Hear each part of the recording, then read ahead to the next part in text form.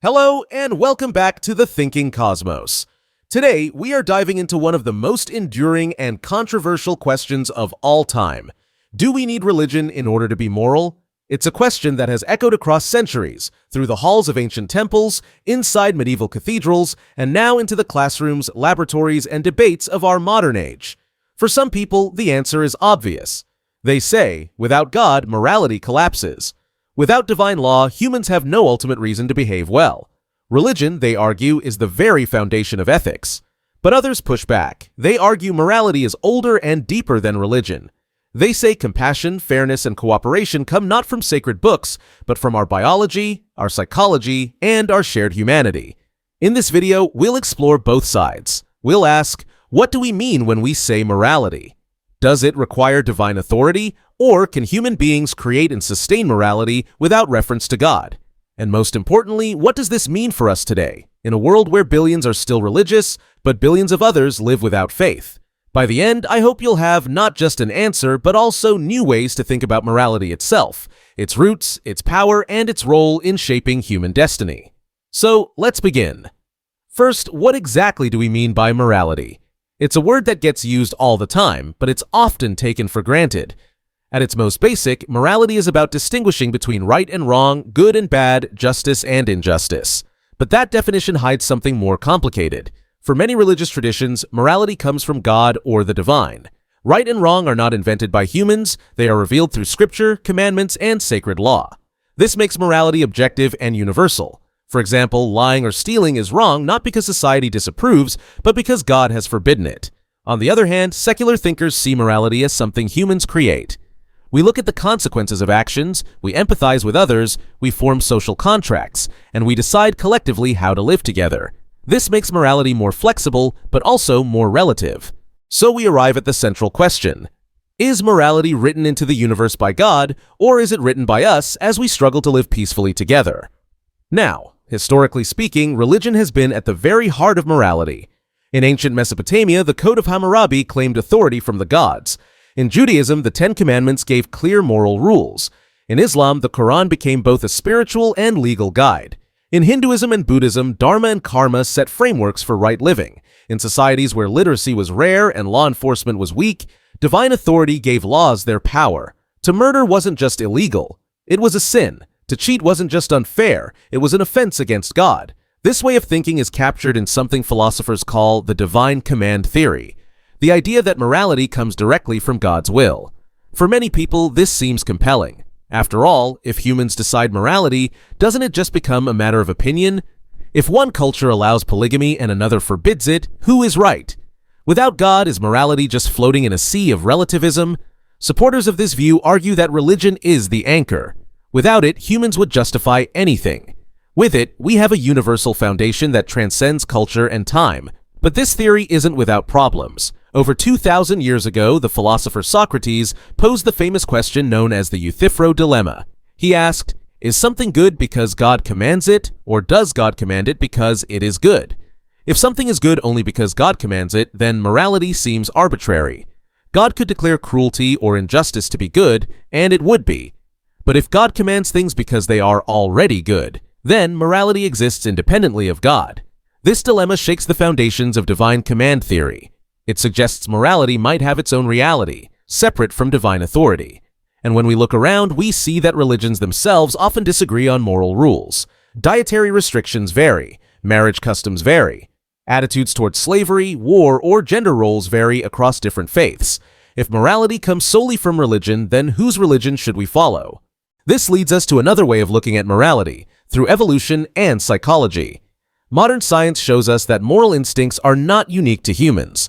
Chimpanzees reconcile after fights, elephants mourn their dead, dolphins cooperate to save each other. Even vampire bats share food with hungry members of their group. These behaviors suggest morality may have evolved as a survival strategy.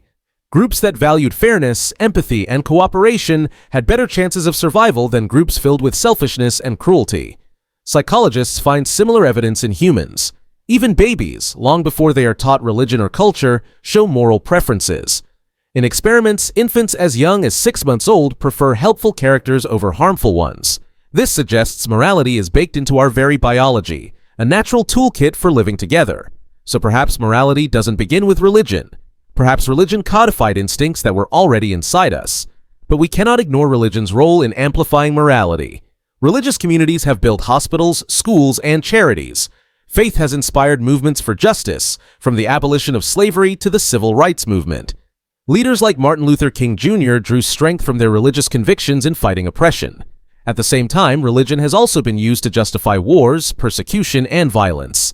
The Crusades, the Inquisition, caste systems, witch hunts, and extremist violence all show that religion can both uplift and corrupt morality. In short, religion is a double-edged sword. It can inspire incredible acts of compassion and equally incredible acts of cruelty.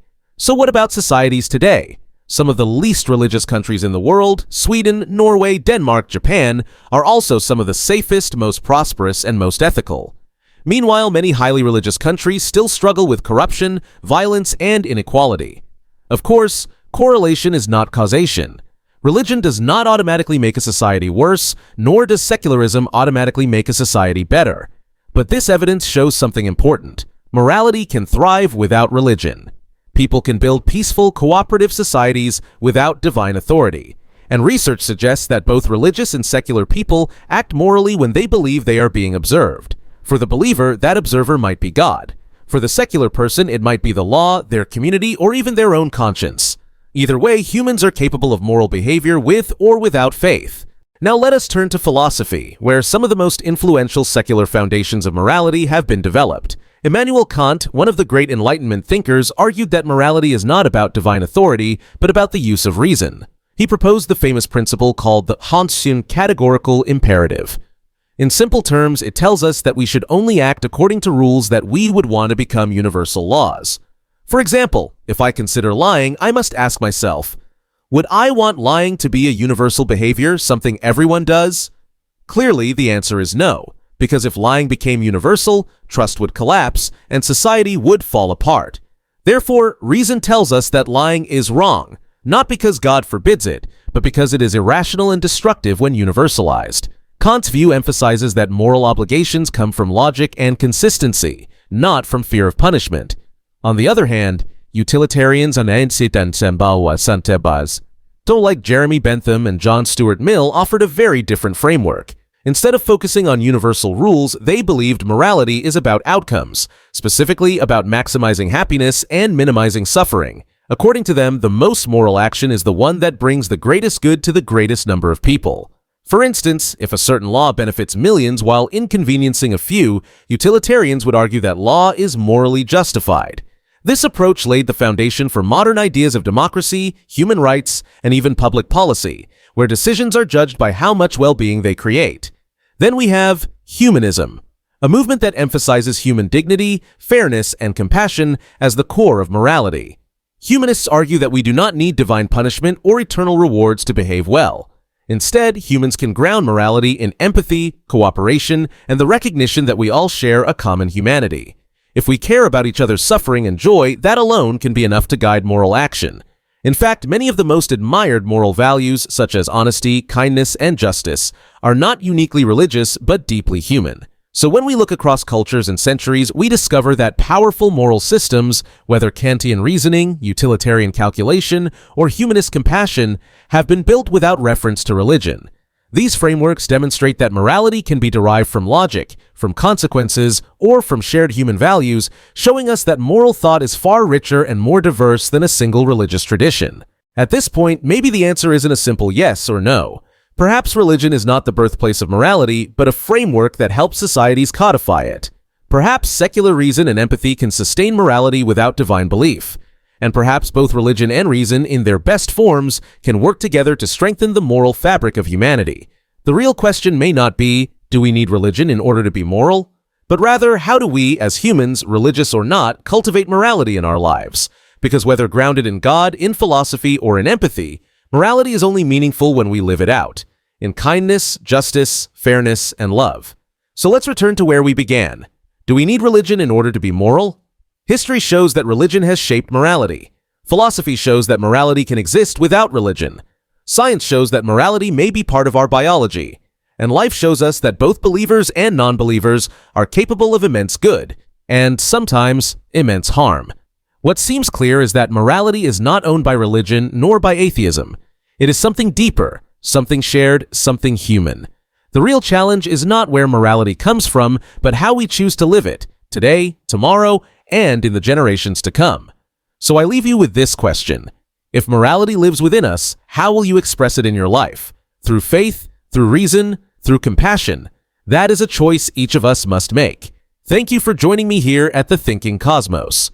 If you found this exploration thought-provoking, don't forget to like, share, and subscribe.